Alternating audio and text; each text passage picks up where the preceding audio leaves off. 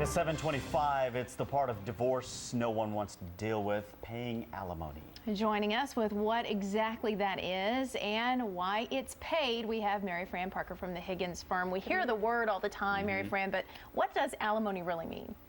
Alimony is a payment that would be made from one spouse to the other spouse to equal out the playing fields. In other words, if you've got a gentleman who stayed at home and he's made over $100,000 during the marriage, and the wife, or he has been out in the workforce, and the wife has stayed at home, that he would make payments to her so that they would have more level playing fields after the divorce. Okay. So when is it awarded? Now that if both people are working?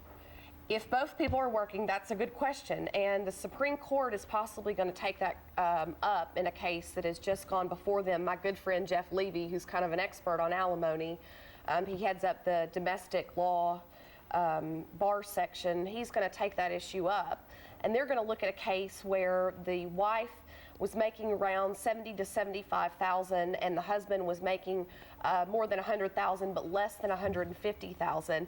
And they awarded her, at the time of the divorce, the parties were 40-something. They awarded her alimony for life in excess of $1,000 a month.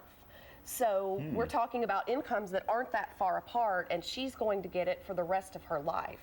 Interesting. And so the Supreme Court's taking that up, and all of domestic attorneys are watching eagerly to see what happens. Now, are kids involved in this? This is completely different from child support, right? Right. Completely different. Okay. Alimony can be awarded to parties who don't have children at all. In this case, the parties' children were almost 18. One of them was over the age of 18, and the other one was almost 18. So alimony and child support are completely separate. But they often go hand in hand. If you've got kids, I think you're more likely to be awarded alimony. Okay, So. and is it something, I mean, do they specify the terms? Is it just individual cases is how they determine if it's going to be for life or 5 years or 20 years? Right, and that's a difficult question for all of us. Right. That's what we're trying to figure out. That's what we hope the Supreme Court is going to parse out for us, because child support, you plug in the number of days, you plug in the parent's income, it spits out a number.